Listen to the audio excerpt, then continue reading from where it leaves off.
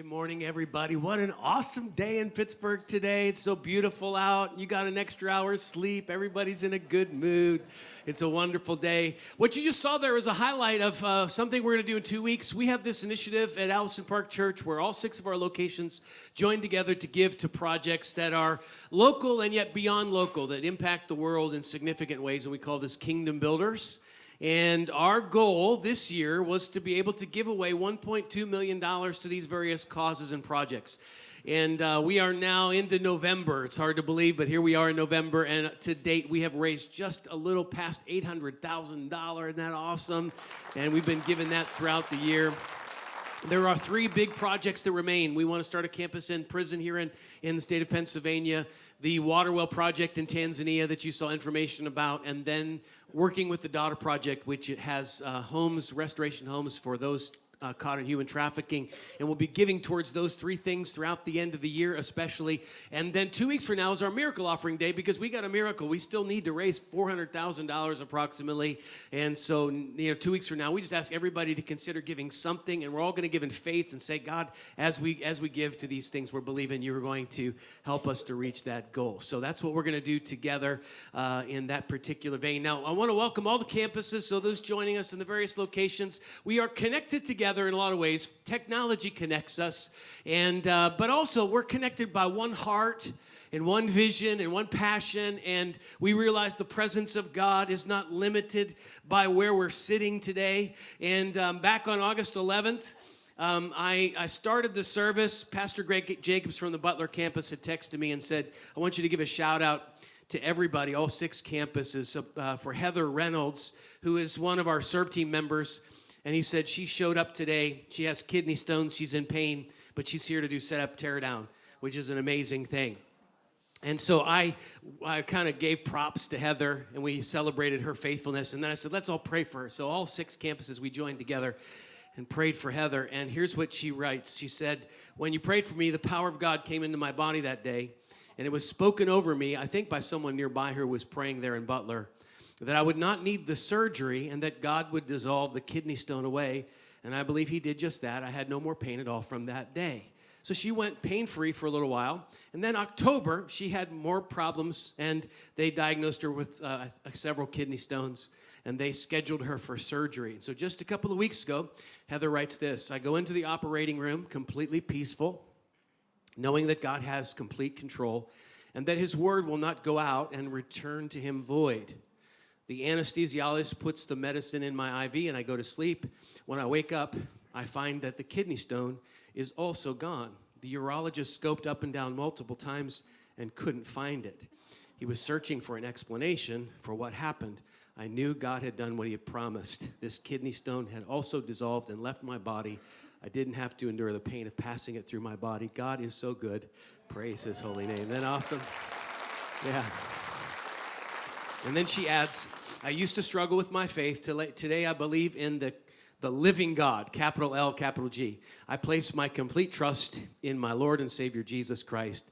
And I'm thankful to have a church family to support and pray with me. Without ceasing, prayer changes things. So congratulations, Heather.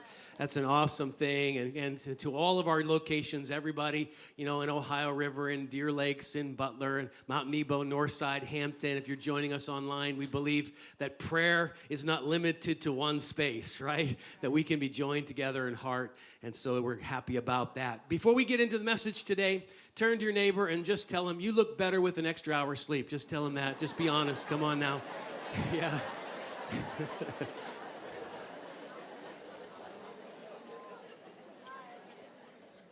Okay, now we have been in this series called Floors and Ceilings. Let me just bring you in case you're new today and you're jumping in with us. Floors and ceilings is a metaphor we're using that sometimes there are things in our life that are like a ceiling. We keep bumping our head into the same problem. And so we want to go to the next level. And by faith, we want to ask God to help us go to the next level where the thing that was a ceiling in our life now becomes the floor under our feet, okay? And we are studying together passages in what is the Jewish scriptures, the Old Testament, and we're studying their songs of ascents, these 14 songs that they would sing as they would go up to the temple to worship. Each one of them addresses what it takes to go to another level or some problems that we all encounter and face. Now, we're going to talk about this. I just want to remind you, though, remember, we're talking about the nation of Israel, ancient Israel, the city of Jerusalem. In Jerusalem, the highest point in the city was the temple, and the people from Israel would all journey to that city. They would leave their homes. They didn't have the transportation systems that we have today, so they didn't involve typically walking miles until they would get to Jerusalem. They brought their whole family with them. And so it was an ordeal to get to Jerusalem to go through this process of worship. And I know it's not the same. All of us have our memories of family trips. You know, I remember family trips when I was a little kid, long rides that just seemed like they would never end. I remember family trips with my own kids, 5 kids, and we had years ago now our version of minivan. By the way, minivans have greatly improved since we had kids. I got to tell you, I was just helping someone get their kids in the car after one of the services, and I noticed you got on the back of the seats, you got TV screens now. It's awesome. Yeah, and you can just stick your foot underneath the hatch and it opens up. We didn't have that kind of a minivan when I was raising my kids. It wasn't like that. We had to slam the door like a push, you know. It didn't just automatically open up. And when we went on vacation, if we wanted TV, we actually did this. We went all the way to Florida, and we knew to keep 5 kids entertained, we needed something. So we took one of our big TVs out of our living room, the kind with the back on it. We jammed it in between the 2 front seats. And we wrapped some twine around it to keep it steady. And then we plugged it into the lighter, and we took a VCR and stacked it on top, wired it in, plugged it in, and then we would hold it during the bumpy moments to make sure. That was our trip right there, okay? So every family going on vacation has their stories, right? That was ours. Okay, now, I want you to think of this family vacation kind of deal, a trip with your family, and let's listen to this. Now, Brad Leach, a good friend of mine, he pastors one of the churches we helped start years ago, and he pastors in Philadelphia. He writes this article or these words about the Psalms of Ascents. Here's what he says. For an Old Testament Jew, the temple was the center of everything. To put it in modern terms, your annual vacation calendar was scheduled around the festivals happening at the temple. There was actually a saying, we'll see you next year in Jerusalem, because families just went there. So you and your family would gather every year at the temple. And when you got there, you would party. You would eat, and you would sing. And there were specific songs that you sang on the trip up to the temple. And then there were more songs that you sang when you got there. So just imagine that you had this awareness that God was somewhere in the world dwelling in a specific way. Now, we don't always relate with the ancient Hebrew mindset, because for the Hebrews, their mindset was geographic. Meaning, it didn't matter where you were in the world, you knew where Jerusalem was, because Jerusalem was where the temple was, and the temple was where God was. Now, some scholars estimate that at these festivals they would gather for, there were between 100,000 and 200,000 Jews who gathered at the temple, and they praised and sang to God. And in the middle were the Levitical priests who were trained as musicians, and they had cymbals and harps, and their job was to play, and think about it, lead 150,000 Israelites in music. So the Levites would sing, God is the God of all gods. And then 150,000 people would join in and sing, His love endures forever. Imagine that you were a young kid, and you grew up with 150,000 people joining together to celebrate and party and sing in Jerusalem. And then something happened. Jerusalem was invaded. The book of 2 Kings, chapter 25, is a historical book in the Bible that tells us the story. Zedekiah was the king of the Jewish people in Jerusalem, and Babylon was a foreign nation. It's actually the location where present-day Iraq is.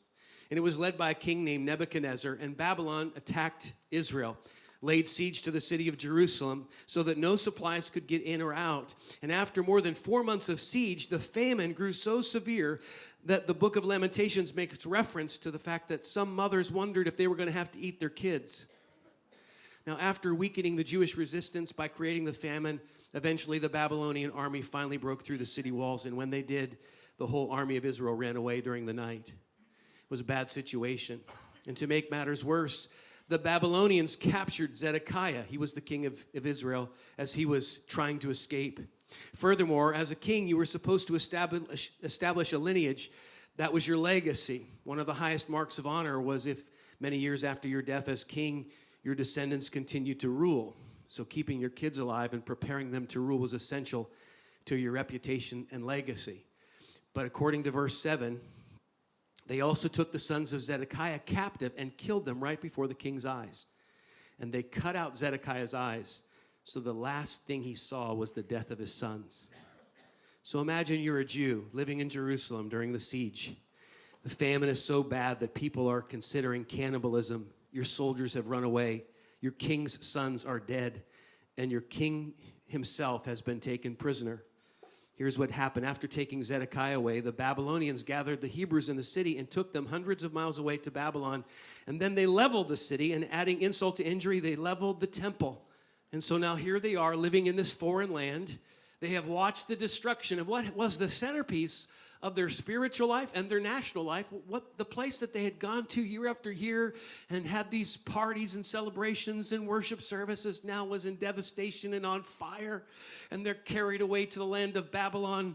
And as they're living here in this situation where it feels like their whole world has fallen apart and there's nothing left, here's where we find some words in one of the Psalms, Psalm 137. Not one of these Psalms of Ascents, but just after them recorded in the book of Psalms. Here's what they say. Beside the rivers of Babylon, we sat and wept as we thought of Jerusalem.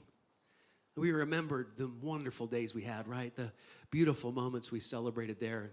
We put away our harps, hanging them on the branches of the poplar trees. Now, why do they put away their harps? Because, there's sometimes in your life when things are so bad, when situations turn in such a way where it feels like your world is falling apart, and it's in those moments where it's really hard to worship.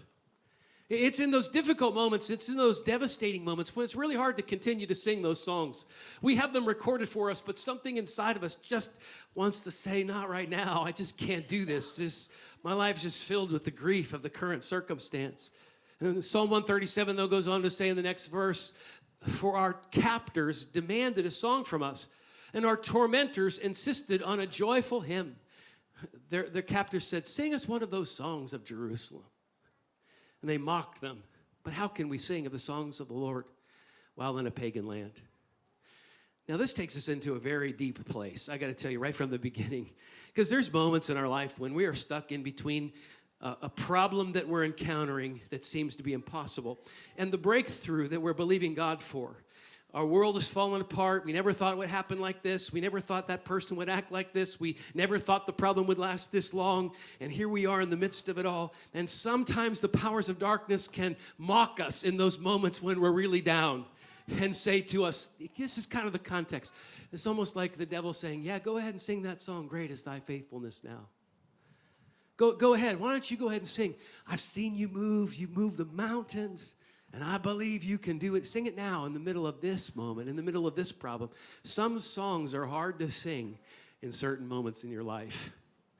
This is what was happening in Psalm 137. They were devastated by what had happened in their world, and they were now being mocked by their enemies.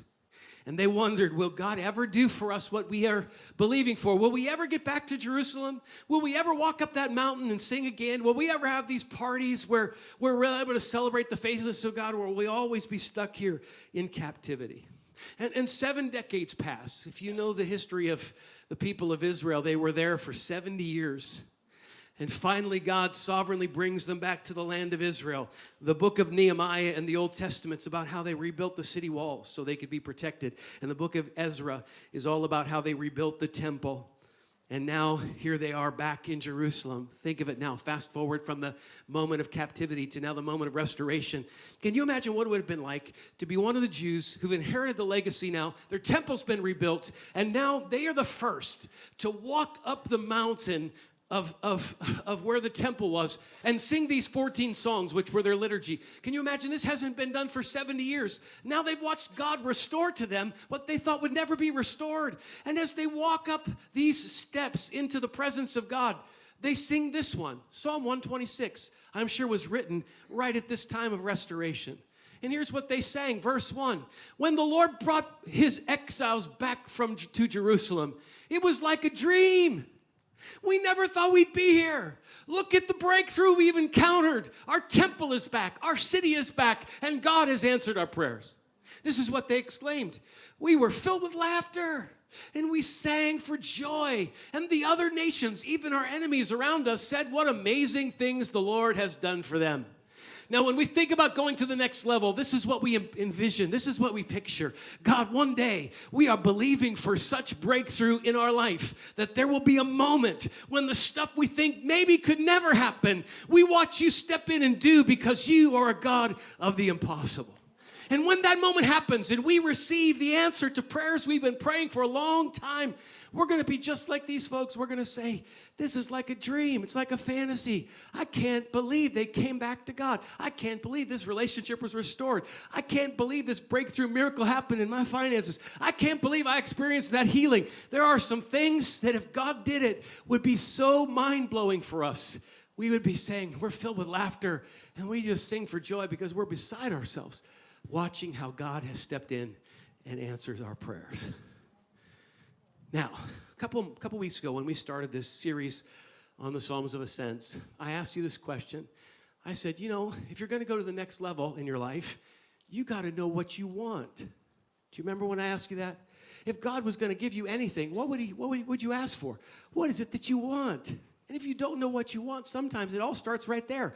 What is it that I want? And many of us, I know, I talked to some of you, you went home and thought about it and created a list, and there's the list of what we would call the ordinary wants from God, but then there's some things that probably you want that maybe we would put into the category of a prayer that we've prayed for so long that hasn't come to pass, that we've somewhat put it on the shelf. It's not an active thing we pray all the time anymore because it just seems so ridiculously out of the possibility realm that maybe it's just an old prayer or an old dream that we're not sure is ever going to come to pass. So Psalm 126 is about those kinds of prayers, those kinds of moments. It's the ones that just seem like, how in the world will that ever happen? This is the kind of category that we're in Psalm 126. Now let's read on in this passage. Verse 3 says, yes, the Lord has done amazing things for us. What joy. Restore our fortunes, Lord, as streams renew the desert. Those who plant in tears will harvest with shouts of joy. And then one more verse. They weep as they go to plant their seed, but they sing as they return with their harvest. Now, at the end of the psalm, there's a little teaching. And this is what we're going to dive into a minute. So they're walking towards the temple and they're singing, God, this is like a fantasy. I can't believe we're back here. Look at what you've done. Even the enemies around us say, God's done amazing things for you. And then as they're walking, they sing these last few words, which is, don't forget how this worked, how long it took, what's involved in the journey. And it's sort of a teaching moment for you and I, because there's moments when we experience a long season between impossible problem and mega breakthrough, right? There's times when we go from difficulty to answer. And the gap between the problem we're in and the provision of God is often a very long and arduous journey. And so in those long and arduous moments, there are some things we have takeaways for. Here's the main idea of the message today, and that's this. What I do in moments of delay will often determine my destination. So where I end up often has to do with how I act when I'm waiting, okay? What I do while I'm waiting. How I exercise my faith while I'm in those moments of long journey seasons. Okay, can we just say this out loud? Every campus, join me now. What I do in moments of delay often determines my destination. That was good. I think you can do better. One more time. Say it. What I do in moments of delay often determines my destination. So what do we do when we're waiting? What do we do when we're in those moments and it seems like this could never happen, this could never change? This is way beyond what's possible. Okay. There are some verses at the end of Psalm 126 we're going to quickly kind of walk through. And as we walk through, we're going to learn there's three things involved in doing the right thing in these moments of delay. Number one, we have to understand that there's a process. Everybody say process. Okay, there's a process.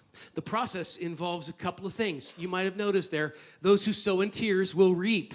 Now, it's referring to this agricultural concept that we often see in the scripture, right? Don't be weary in doing good. It says in the book of Galatians, for in due season, you'll reap a harvest if you don't give up. Don't be deceived. A person reaps what they sow. It matters what you invest into the process. When you pray, when you forgive, when you give, when you obey, when you stay steady in faith in the midst, there is this sowing process, and then there's the reaping process. It actually involves, putting the seed in the ground, watering it, waiting, watching it grow, making sure it's okay, and then harvesting on the other end, okay? This is the process. Everybody say the process. Okay, there is a big difference, I don't know if you've noticed this, between a vending machine and a garden.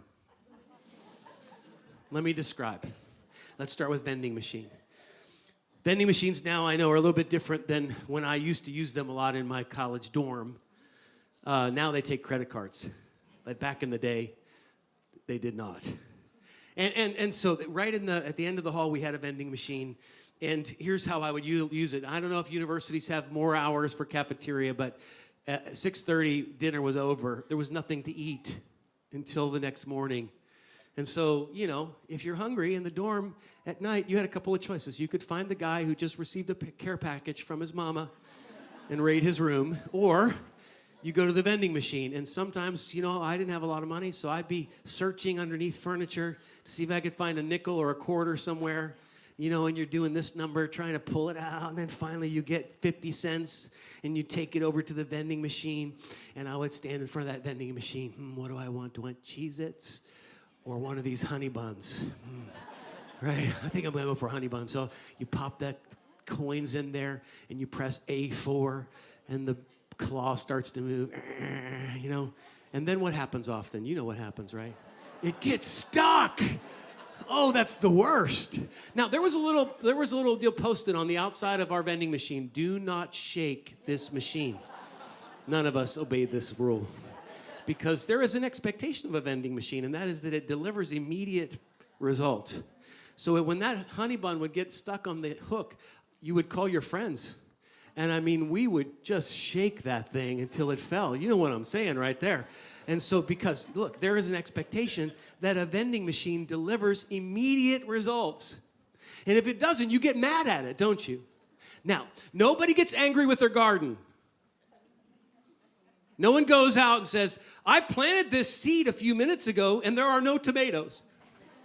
Nobody's like, I can't believe you, seed. I thought you were there to bring me some fruit and harvest in the future. No, there's a process, right? You put it in the ground and you fertilize it properly and you make sure it's watered. And then as it's starting to sprout, you protect it from the frost. And then if the plant gets strong enough, you put a stake in the ground to hold it steady. And then over a period of time, there are some tomatoes that come on the plant and you have a harvest. And eventually you find yourself eating a good tomato sandwich or whatever you're going to have with it, right? It doesn't happen fast. So look, this is the deal. When God moves in your life, it typically involves a process. And so if you're like, God, I prayed this prayer Sunday morning during the 11:15 service, and it's Monday, and it still hasn't happened yet. How come? What's the deal here? You can't yell at the seed, and you can't expect that God moves everything in your life in microwavable packages. When God moves in your life, it typically involves a process of faith. That means you sow and you water and you wait, and then the harvest comes in due season.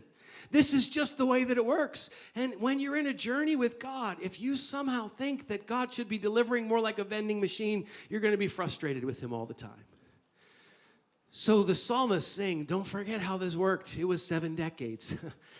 But we sowed in tears, and now look at us. We are coming home reaping with shouts of joy. It's a process. Second thing that's involved in this is pain. I know this is a real encouraging message. Thank you so much, right? But there is pain involved. Every step of faith will involve a cost. And if we don't tell the truth about this, then we end up setting one another up for these superficial expectations of God and the life that we live. And we get very disappointed whenever it gets difficult and painful.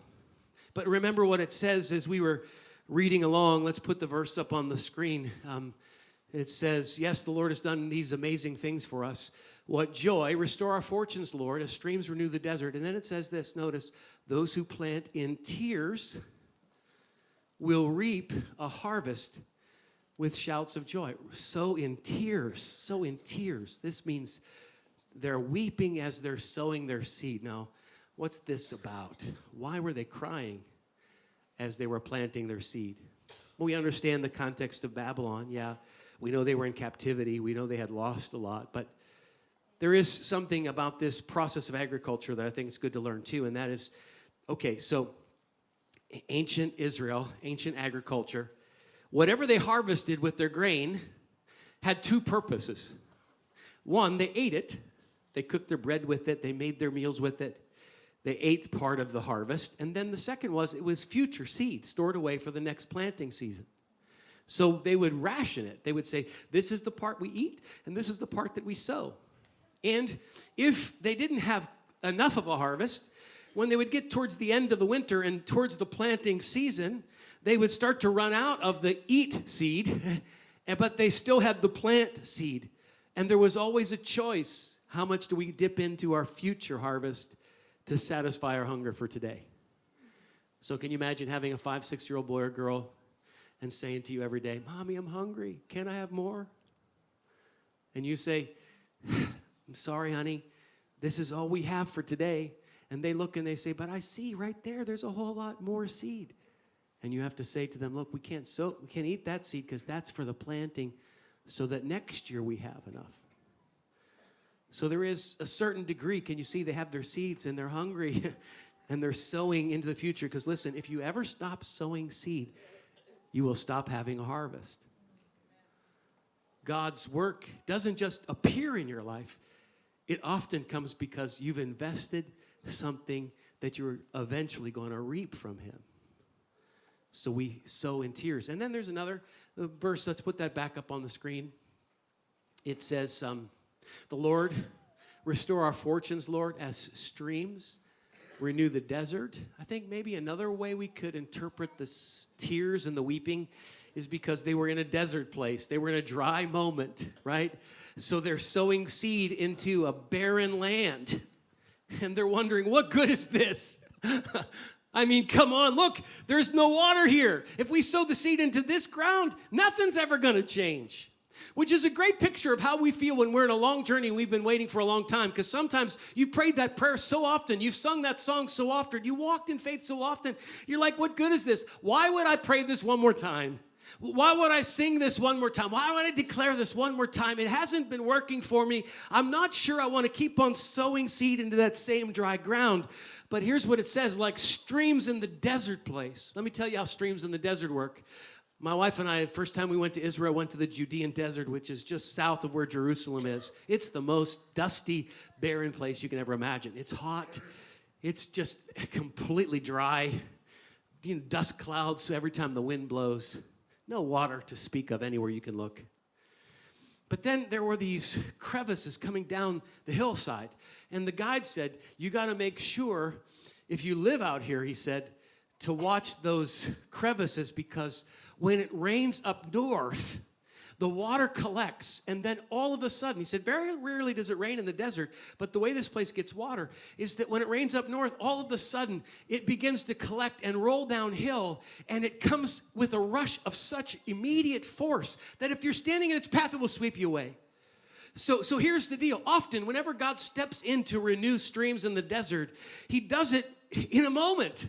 Like you're just not expecting it. Like nothing's changed, and here it is, the same old dry day that it's been the day before, and then out of nowhere, you hear a rush of water that comes into the desert to renew it, that provides the water to water that which you've sown into the ground so that you can see a harvest. And let me just say, some of you wonder, when will this ever change? How will this ever be different? When is God going to answer this prayer? Just because you haven't seen it yet doesn't mean it's not going to happen. Just because it doesn't feel like it's possible doesn't mean that God can't do it. You see, God can, in a moment, change the dynamic of the place where you live just by sending the answer in season. Yeah. And so the people of Israel walked to the temple, and they said, when we came back and we had this answer to prayer, we were like people in a fantasy. It was like a dream. And we were saying, God has been so good to us. And we threw our heads back and we laughed and we sang songs of joy, because those who go out weeping will return with the harvest, reaping and singing sounds of joy. This is what we're believing for together. Can I get an amen from somebody?